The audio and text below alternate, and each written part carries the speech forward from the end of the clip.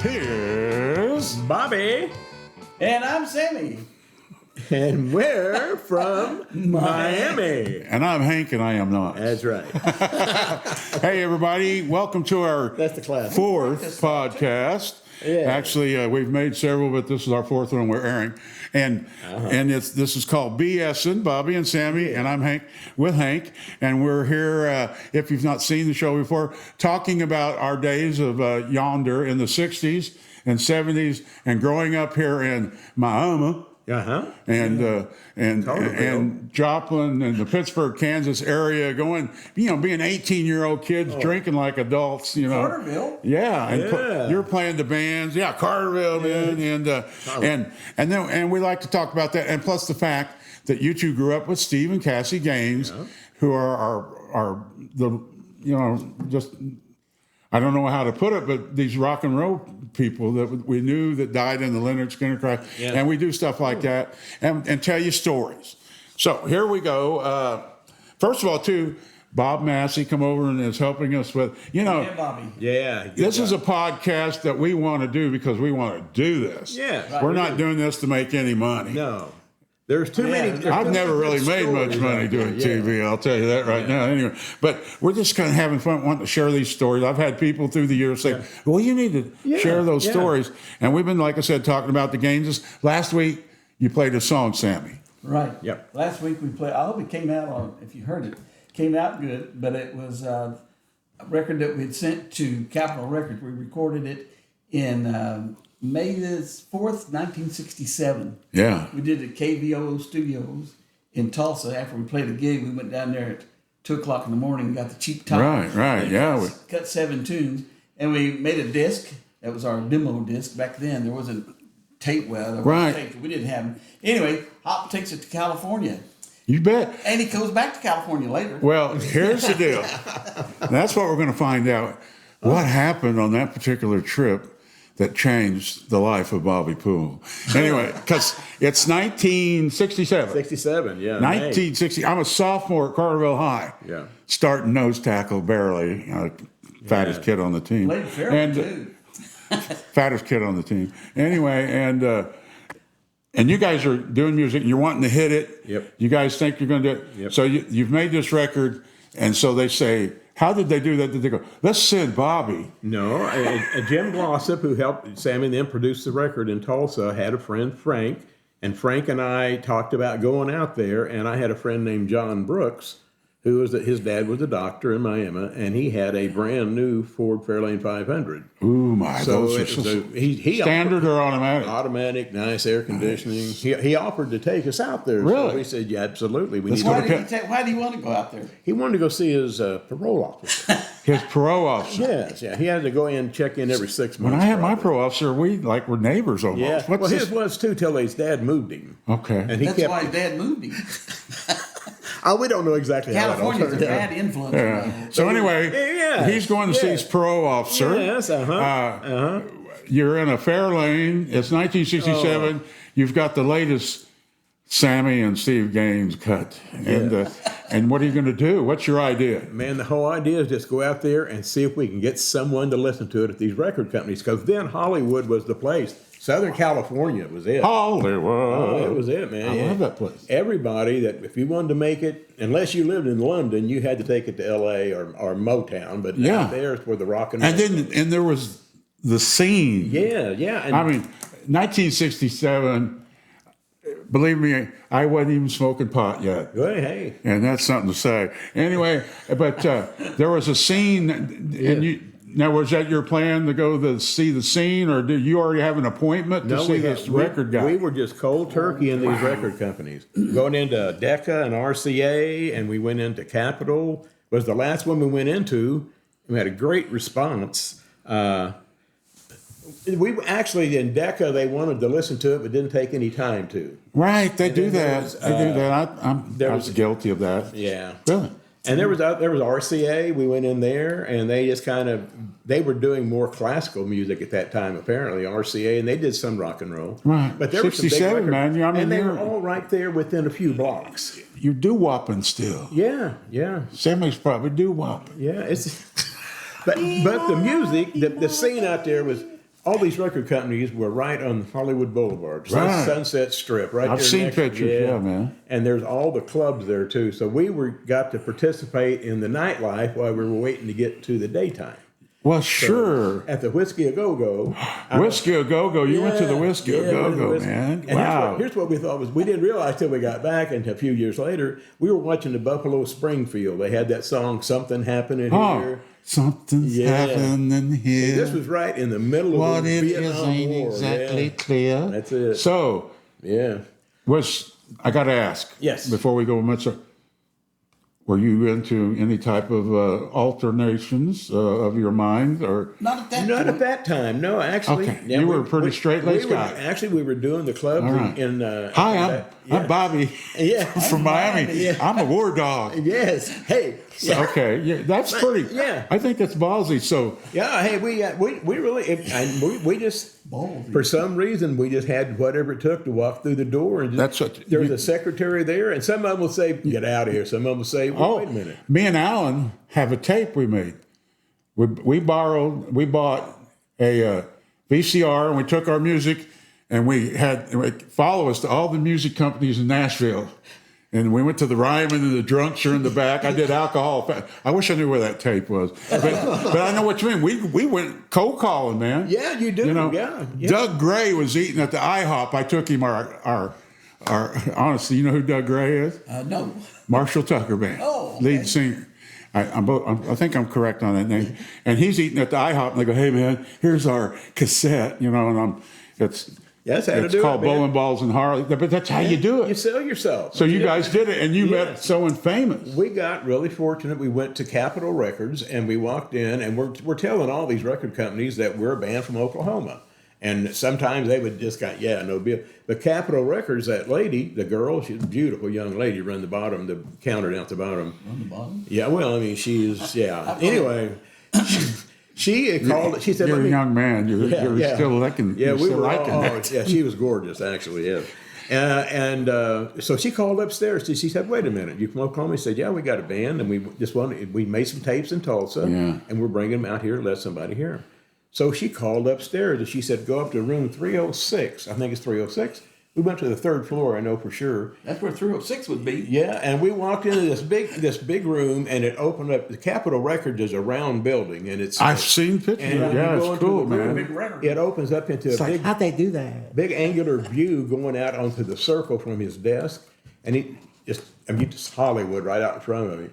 So we hand him the record. He goes over to his record player in this big, beautiful setup he has on the wall, yeah. and he puts it in there. And we think, well, he's going to go, listen a couple. He put it on, went over, sat back down in his chair, and we went and sat down. He listened to that whole thing, and he said, "When you can get these boys out here?" Oh, yeah. And we're going, "Holy smokes!" And we said, "Well, as soon as you want them, we're heading right back home." And So- you were going to head right back home. Yes, we did. But what about the Whiskey A Go Go? Who'd you see? Oh no! Oh, at the Whiskey A Go. This was the night before we went to Capitol Records. It was Well, sure. Yeah, and it was we went. First, you had the line up. There's all these beautiful young ladies go all the way around the block. But we got fortunate and got to get in. Got fortunate, huh? Well, yes. What do you mean? Fortunate son. Oh, Yeah. We're really fortunate that the opening band was Jim Morrison and the Doors. Oh, And man. people were really not paying that much attention to him because the headliner was Buffalo Springfield, and they're in there killing it, man. And the keyboard player's got a bass. He plays in his left hand on the keyboard. And everybody's saying, "Where's the bass player?" I thought, man, He's playing in his organ, Yeah. man. Come on. yeah, and it was good. They were kicking it. They were. I read. I've never been one to read a lot, but at one time in my life, I was where I had a lot of time for reading in this Yeah. little building and stuff. Anyway, and I read the story of Jim Morrison, his life story. oh, Dude. that's weird. Yeah. He would at band practice before the gig would drink a case of beer and eat 2 chickens. Fried chickens. Now, that's not raw. Come on, that's Aussie's deal. But, No, this was honestly, like the KFC. story, Yeah. and it's called "No One Gets Out of Here Alive." Wow.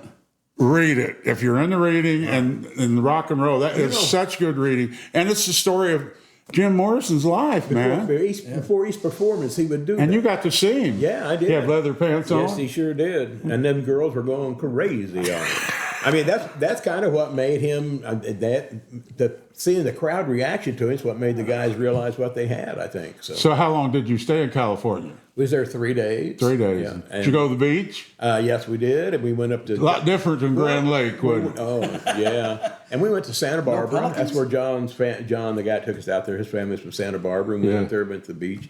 But then once Phil Spector is who we think the guy was we were talking to, because I checked. It was a young guy with really long curly type hair. It wasn't real long like Phil Spector got. Yeah, man. But just his size and his face and the way he actually sat there and put his feet upon the desk and listened to it. He was listening to some good musicians and he knew it. You know, Well, he was the A&R guy. Yeah, that's who. never said- At that time, that's who. Yes. Sammy, Yeah, explain have that, you Sam. met very many famous people in your career? A few. Have you? You know, Yeah. I've met a few too. A few. And some of them, some of these people, it's really weird, almost have the aura to them. Kenny Loggins, I turned and looked at him at Memorial Hall. We're backstage, I'm doing security. He's playing Memorial Hall. Yeah. Many years ago. And I turned and we're in the dressing room and he just said, hey, where's wanting to know where the deli tray? Well, I mean, it was not the big days yet. Big days. Yeah. And I turned and looked at him and he had that long hair and that beard and it's like, whoo, this aura about him. And I did like his music. Yeah. And I'm saying that in a very manly way. Yeah, we understand. Yeah. But I know what you're talking These about. stars have auras about them a little bit. They do. Yeah. It's crazy. So anyway, you come back. Yes. What happened, Sammy? Yeah, well, let Sammy well, take it over from there. He comes back and he says, "Hey, they really like it. They want us out there, and we're getting going." And of course, Gaines is still in high school, and so is the drummer. Well, sure. And we're figuring, and I'm in school, and if you don't go to school, you're going to Vietnam. Yep. So we're thinking, how can we get all this going? And about 3 days after he gets back and announces, and we're starting to make our plans, Bob, who's the lead guitar player, gets drafted. Gets drafted. Yeah. Yeah. Gets drafted. It just never come of it, did it? No. Couldn't- Well, we could have had those problems. How would he get out there? How's he going to stay in high school? Will his parents even let him go? I think his parents would have. I think they would have too. I don't know about Jerry's, but all the rest of us, I was free to go anywhere. There was that's something in this story too that's really important is the Vietnam War, how it ruined the possibility of this. Right. But 1967, out there in I got it was drafted. terrible. Yeah. In 71 or 70 or 71. I graduated in 69. It was still going. Yeah. My brother was in Nam. Yeah. My cousin Bill was a CV. My brother was, all my friends were over there. It was a war. It was our war. Yeah, and our parents had World War II. Yeah, and Vietnam. Some had the, but Vietnam was our era. I have a lot of friends that went there. A couple of them, I think, who have passed away, Yeah. with some complications from different anything. We can get into all that stuff, but that Vietnam was going on and he got drafted and it kind of, and Sammy decided to become a Holiday Inn performer. I need this money. Well, you had to start earning money and Well, I did. and then you decided to go on and be a music teacher. I was on my own. Whatever I did was all me. Yeah. I didn't have mom and daddy to back me up. Yeah. So when that happened, it broke the whole thing up. That's when we did play three-piece without Bob for Well, sure. a while. The thing is, you're but- still playing music, bud. Yeah, we were. You don't stop playing music. You might slow down, but you're still playing in music, right? Yep. Yeah, and everything just kind of revamped right then because when that cellar door slowed down, the Peach Bomb picked up, and they were two really great bands. Actually, the Peach Bomb were entertainers. The great musicians were on the other end. I mean, these guys could really Hey, play. you got to have the backup, babe. It was just amazing. Patrick Mahomes is a great quarterback without no big fat kid in front of him. He's in trouble. That's right. That's right. And I was the lead singer. My brother D helped blend those two bands together, though. Well, and then the games just went on and went to Leonard Skinner and stuff. Absolutely, So it was good. That's a good story. We'll elaborate more on them as time goes on lot to happen. and your relationships and the one thing too. At that time, 67, right into, here we go, into the 70s. Yeah. I'm You know, I graduate in '69. I'm migrating towards Galena, Kansas. 18-year-old drinking, and you're playing the clubs, aren't you? I'm playing clubs, yeah. Yep. Yeah, there was a lot to play. Well, I got, because I could read music, and I'd gotten gigs just because I could read music, I got with the older jazz musicians, and we played at Shangri-La a lot. Yeah. That's where the money was, which is what I needed anyway. And I got married, so we all sort of parted ways. Bob went to Alaska in the Army, and Jerry and Steve were still in high school. They graduated in '68. 68, yeah. Something like that. And then they got pressured, so they had to go to school too or get drafted. You know, You go to school, you get married, Yeah. or you One way or join. the other. In Carterville, Yeah. Three-way. you know, I can't remember one counselor ever coming into our classroom and talking about us going to college. Not one of us.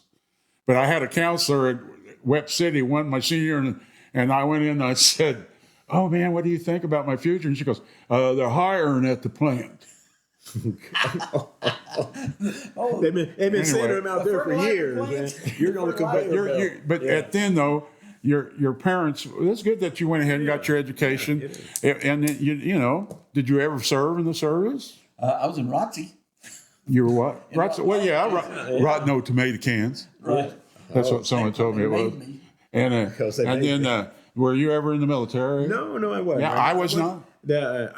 We went to NEO was where the ROTC was, and we chose to go to Missouri Southern because they didn't have ROTC. And my brother D couldn't do it. He got kicked out of it. So Well, Right. he had the Yeah, and we'll talk about Southern. I have links with that too. Yeah. But the thing is, you guys, yeah, the ranch. I end up at the ranch. Remember everybody's been. Yeah.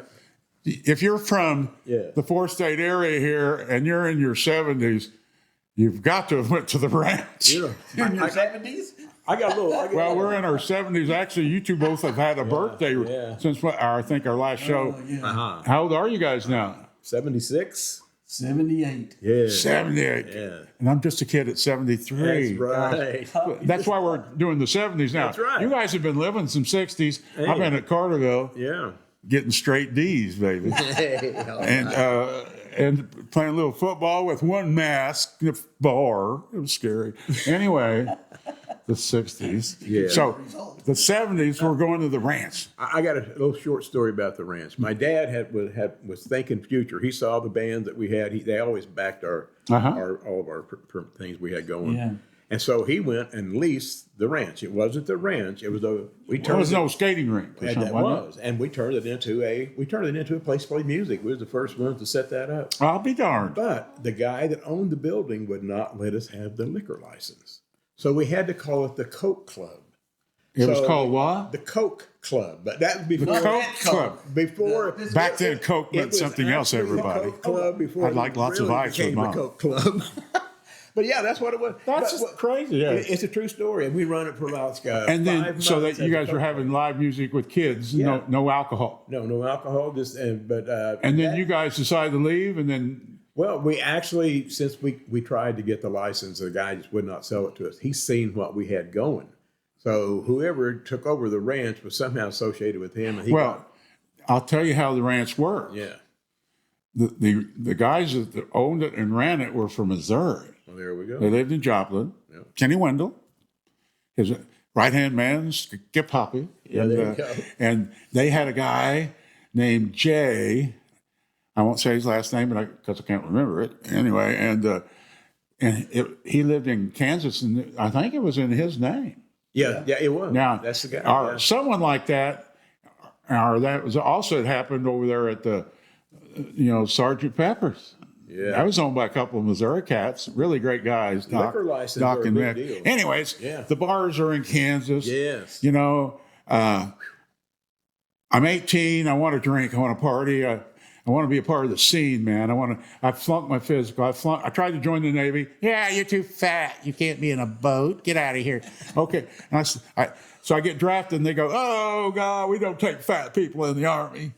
Whatever. You get out of here. I want the tank corps. Well, at that time, I was kind of fat. So I go to Galena, and I get a job there with Skip Hoppy, an old high school friend of my cousin Eddie's, and Cousin Eddie. parking the cars. We've talked about. I started there, and I did all sorts of jobs. One time, I became known as the flying bouncer. Yes, I want to hear this story. I'm finally married. I'd been working there off and on for several years. Still 18-year-old drinking. So me and my first wife, I've had two, and you know where they are anyway, but are working the door. Police can't find She's taking the money, I'm checking IDs, and really it was like, sorry about that. My phone. Anyway, and we're working the door, and I'm the ID checker and bouncer. There's other bouncers, but it's early. You didn't have them all there yet because it was a rough. Yeah. Our bouncing staff. I was a bouncer because I was 6'4". We were scared of you. Yeah. When you park cars, you go out there and you go, no. Oh, I said, I can't get out. That's okay. Get out and go on. And go, okay. We need to space. I went to we knew that he could toss people the Skip around. Hoppy School of Etiquette. Anyway, and Skip Hoppy. so we're working the door, and like I said, I've been there a year. I'm married, and I look over, and I'm standing there, and you check IDs like, honestly, they'd come up and go, all right, I took care of everything. Don't hang on them IDs too hard. Let's have a big house tonight. That's all I can say about that. Yeah. So I'm looking. I look over, and two guys are fighting.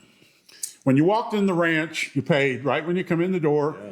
Game room at this time, the bar, the stage, and the bar right over here, the tables. Yeah. You walk and go around here.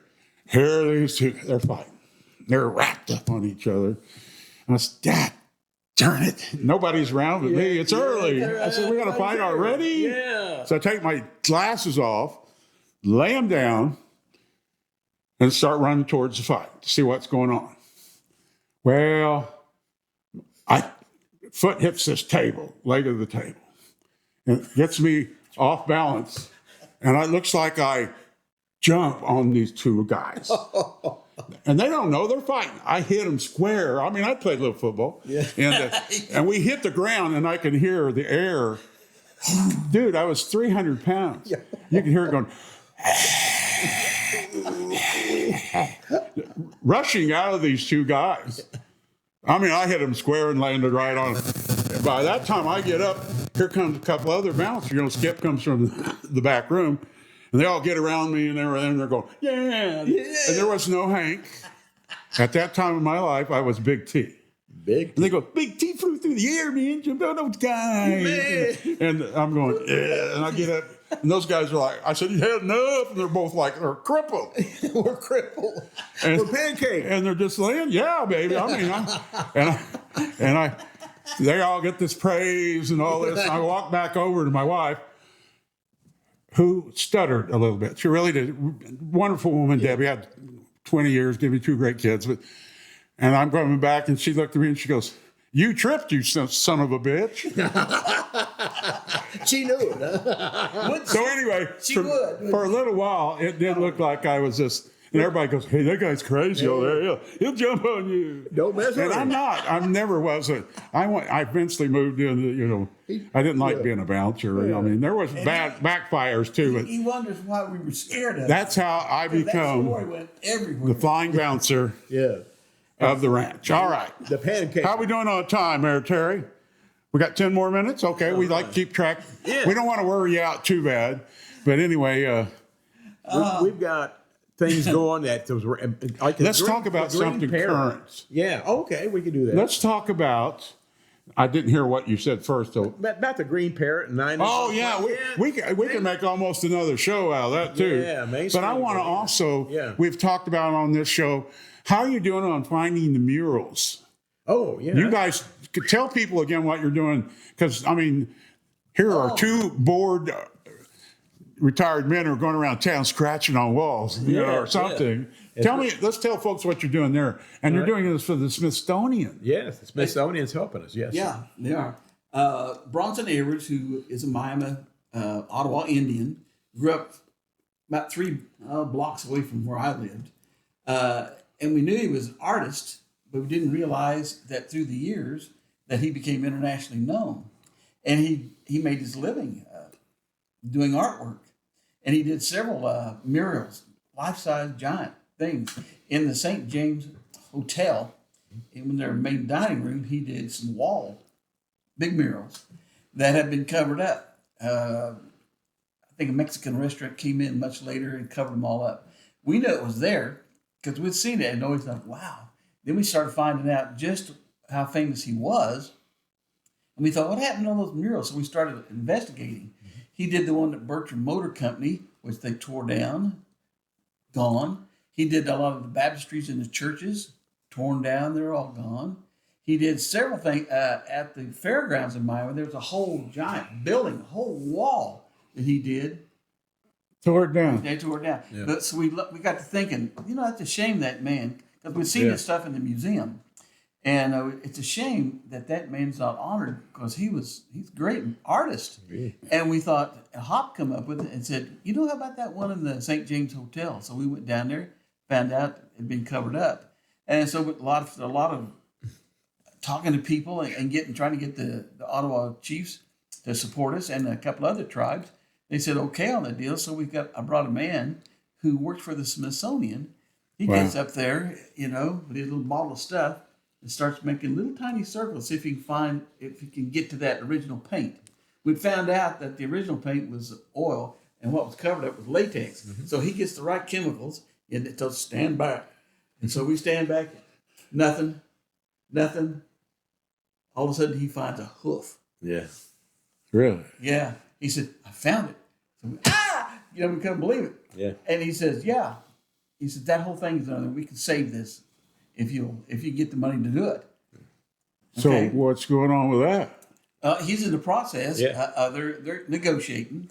Those were two that we found that one day. We found there's 4 more in there. We have found out that it's like there's supposed to be 7, but the old hotel was built in 1917, and he painted these in 47, and they were all through the hotel, and they just come in there and just roll them out. For people who are, I always forget that we're on YouTube, and this is anywhere maybe. Yes, yes. We're in Oklahoma. Yes. Indian Territory. Miami is Miami, whatever you want to call it, home of several tribes and casinos. Yeah. Anyway, and there's so much history here. Absolutely. One of my favorites being Will Rogers, but and these murals. Well, now you're just getting where you can see them again. There's nothing else you can do and take pictures. What's going to happen? The guy who owns the St. James now is very interested. We talked to him about it, and he's all for it. That's a great tourist attraction. Yeah. Route 66 is going to be. Miami's really doing it up big in 26 when the time's 100 years old. 100 years old. Yeah. And it's just a block off of 66 where this is. So he wants to get it all done so that he can open it. He's going to sell it. A place for tourists to come. And people that are interested Yeah. in just people's art. I'm from Carterville, and half of Main Street is Route 66. Oh, yeah. Right. Oh, that's Yeah, crazy. half of it. I lived on the half of it was on the right side, and my buddy Dave was on the left side of Route 66. And it goes right through there. You see people come through all the time, and on those tours, Carterville's a neat stop. Oh, Yeah. But there's murals, so that way it will make people stop. Yeah, and it's coming up this 100 years. Yes, it is. And what I'm thinking they want to do eventually is get all of them uncovered and turn it into a shop to actually have tourists come in there and buy artifacts from the Ottawa tribe. Yeah. So this guy is an All the Ottawa. artwork. He's known around the world as an Ottawa treasure, and all of his stuff has been covered up. You said it before. How many tribes here, Sam? 9. 9. Yeah. And it's, my favorite Oklahoman. In fact, you're sitting on Quapaw Reservation right This is now. Quapaw Reservation. This is. Yeah. Yeah. This 100 acres of his was Quapaw. Yeah. Well, it's Will Rogers. And as a kid, we went to his museum. Have you guys ever been to Will Rogers? Yeah. Oh, man, that's a must-see. It's not far off Route 66. If you're taking this tour, Will Rogers Museum, I guess is what it's called. Memorial. And this is when I'm a kid. Yeah. This guy was one of the most famous. He was something else. Rope and Fool. Huh? Did you see that movie of him, The Rope and Fool? I haven't seen. You haven't seen that? No. He has a horse go by full speed. Yeah. He's out there, takes a rope. I think it's 2 ropes, and he ropes that horse's head and all 4 feet while it's running by. Well, I knew he was talented. Yeah, I mean, I knew he was feel hard. talented. Yeah. And of course, he too perished in a plane crash. Yeah, sure did. And with Wiley Post, and don't get me going on Wiley Post Airport, though. No, nobody will talk that. That's a whole episode Oh. on another channel, folks. Oh, yeah. Anyway, hey, we've talked about a lot of stuff here today. This is Sammy. This is Bobby. I'm Hank. They're from Miami, Oklahoma. I'm from Carterville, Missouri. Yeah. And this is a podcast that we appreciate you listening to. Yep. And, I guess you can tell your friends. I don't care. Yeah, anyway. let's do it. Hey, we're just going to try to tell good stories. If you have any, we're going to get them out there. And we're going to make another one. Absolutely. See you next time from BSing with Hank.